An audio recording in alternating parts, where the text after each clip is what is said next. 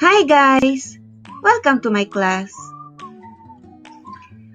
Please subscribe so that you will be kept updated on the next math lesson. Then like and share so that you can also help other students. Our topic for today is about equivalent ratio. You are going to learn it here the easy way. But before we proceed to our main lesson, I would like to ask you one question. Are you eating dates fruit? Do you know that dates fruits are high in disease-fighting antioxidants?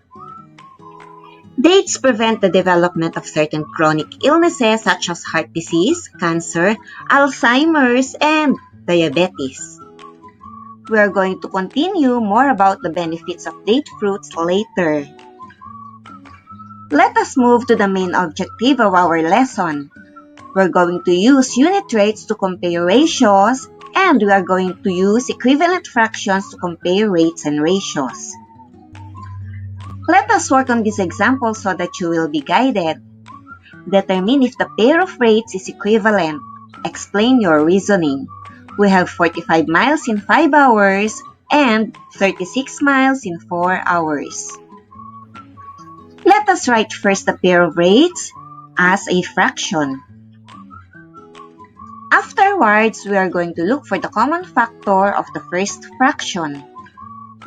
45 and 5 have a common factor of 5. Subsequently, working on these fractions, 45 divided by 5 is 9 and 5 divided by 5 is 1. Therefore, the first unit rate is 9 over 1. Let us move directly to the second fraction, which is 36 over 4. The common factor of 36 and 4 is 4. So, we are going to divide both the numerator and denominator by 4. And it will give us 9 over 1 as an answer. Since the rates have the same unit rate, which is 9 over 1, therefore they are equivalent. Let us work on another example so that you can understand it well. Determine if the pair of rates is equivalent. Explain your reasoning. We have 12 masks for 24 dirhams and 10 masks for 20 dirhams.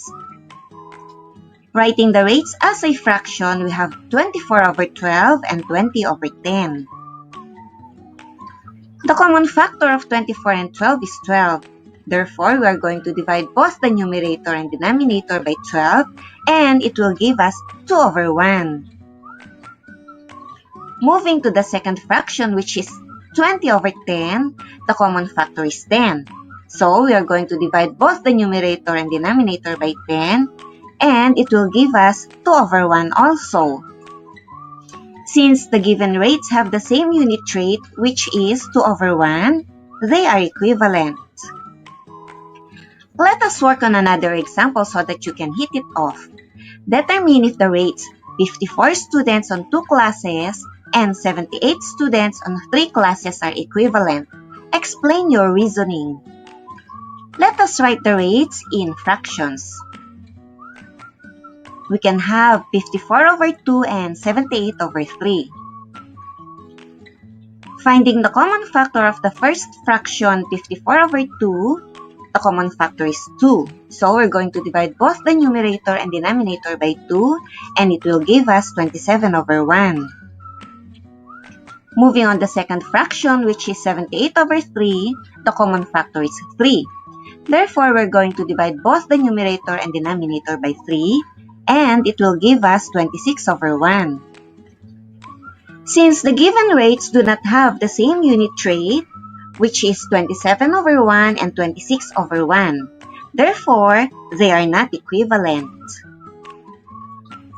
Let us work on another example so that you can fully understand the lesson. You can buy 8 medium-sized melon for 192 dirhams and 5 small-sized watermelon for 120 dirhams. Are these selling rates equivalent? Explain your reasoning. Let us write the given rates as a fraction. So, we have 192 over 8 and 120 over 5. The common factor of 192 and 8 is 8. So we're going to divide both the numerator and denominator by 8. And it will give us 24 dirhams over 1. We can move now to the second fraction, which is 120 over 5. We're going to look for the common factor of 120 and 5. The common factor of the second fraction is 5. Therefore, we're going to divide both the numerator and denominator by 5. And it will give us 24 dirhams over 1. Since the fractions are the same and the unit rates are also the same, then the selling rates are also equivalent. To wrap it up, in determining a pair of rates if they are equivalent, we're going to put them first in fraction, then look for the common factor of the fraction. Divide both the numerator and denominator by the factor so that you can find out the unit rate. And you can compare if the unit rates of the two given rates are equivalent or not.